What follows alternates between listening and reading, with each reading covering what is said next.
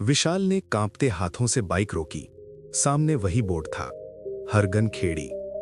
इस बार बोर्ड पर ताजा लाल रंग चमक रहा था, जैसे अभी अभी किसी ने लिखा हो। गांव पहले से अलग लग रहा था।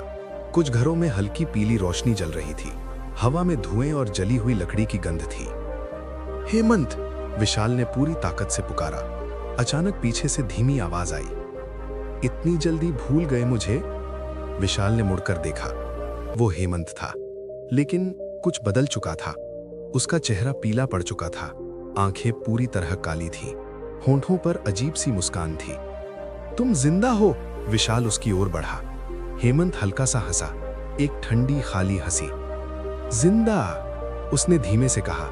हरगन खेड़ी में कोई जिंदा नहीं होता, यहां सब रहते हैं। अचानक जमीन कांपने लगी। आसपास के घरों की दीवारों पर दरारें उभर आईं। दरवाजे एक साथ खुल गए। अंदर से जले हुए लोग बाहर आने लगे। आधे चेहरे पिघले हुए, आंखें बिना पुतलियों के। विशाल पीछे हटने लगा, लेकिन उसके पीछे अब सड़क नहीं थी। वहां फिर से वही गांव खड़ा था, अंतहीन। तुम्हें पता है विशाल? हेमंत उसके करीब आया। इस गांव को नए लोगों की जरूरत होती है। विशाल भागने लगा। वो दौड़ता रहा, लेकिन हर मोड़ पर वही चौपाल, वही टूटा कुआं, वही पेड़। अचानक उसे एहसास हुआ, वो गोल गोल घूम रहा है।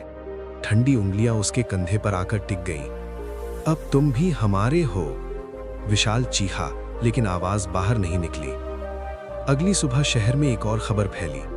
2 युवक रहस्यमय तरीके से लापता, और उस सुनसान रास्ते पर अब बोर्ड बदल चुका था।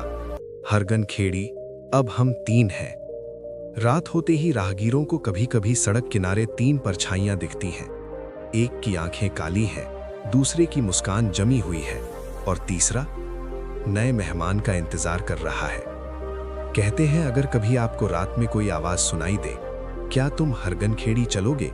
तो पीछे मुड़कर मत देखना, क्योंकि हरगन खेड़ी सिर्फ बुलाता नहीं, अपने साथ ले भी जाता है। रात गहराती जा रही थी।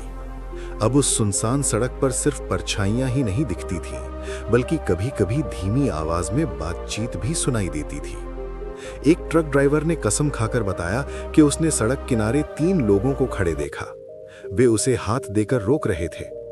जैसे ही उसने गाड़ी धीमी की, सामने अचानक पूरा गांव उभर आया। वही टूटी चौपाल, वही जला हुआ पेड़, और बीच में खड़ा हेमंत। इस बार उसके साथ विशाल भी था, लेकिन अब दोनों के चेहरे शांत थे, डरावने नहीं, बल्कि जैसे किसी अजीब सुकून में हो। आओ, हेमंत ने हाथ बढ़ाया। यहां डर नहीं है, बस हमेशा के लिए ठहर जाना है। ड्राइवर ने घबराकर एक्सीलेटर दबाया। गाड़ी आगे बढ़ी, लेकिन स्पीडोमीटर की सुई 0 पर अटक गई। सड़क लंबी होती चली गई। अचानक पीछे की सीट से किसी ने फुसफुसाया, तुम भी अब हमारे साथ हो। ड्राइवर ने रियर व्यू मिरर में देखा। पीछे की सीट पर हेमंत और विशाल बैठे मुस्कुरा रहे थे। अगले दिन सड़क पर एक खाली ट्रक मिला। ड्राइवर गायब था, और बोर्ड पर अब लिखा था, हरगन खेड़ी, अब हम 4 हैं। कहते हैं हर अमावस्या की रात गांव थोड़ा और बढ़ जाता है, और अगर कभी आपको लगे कि सड़क खत्म ही नहीं हो रही, तो समझ जाइए, हरगन खेड़ी ने आपको चुन लिया है।